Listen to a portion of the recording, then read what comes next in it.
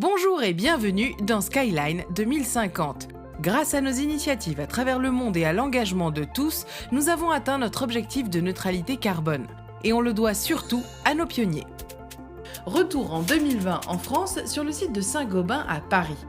Cécilia, directrice des achats responsables du groupe, venait tout juste de se doter d'un nouvel outil informatique, une arme secrète répondant au nom d'Archimède, capable d'indiquer avec précision les émissions de CO2 associées à chaque achat.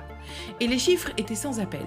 Le carbonate de soude, l'ingrédient majeur du verre plat, était le plus gros émetteur de CO2. Cécilia et son équipe faisaient face à un vrai dilemme.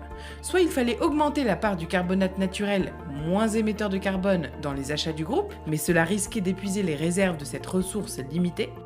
Soit il fallait continuer à acheter du carbonate de soude synthétique, mais sa production émettait beaucoup de CO2.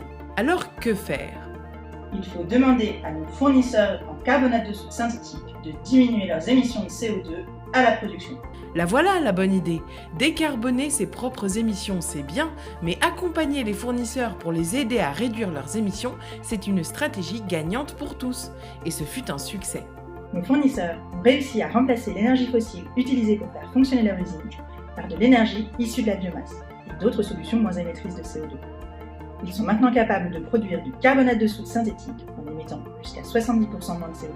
Et de s'aligner ainsi avec celles émises par le carbonate de soude naturel sans épuiser les ressources planétaires. Bien joué! Fortes de ce succès, les équipes de Paris se lancèrent alors un nouveau défi, remplacer une partie de la matière première du verre par du verre recyclé. Mais ceci est une autre histoire. Rendez-vous prochainement dans Skyline 2050 pour découvrir de nouveaux pionniers.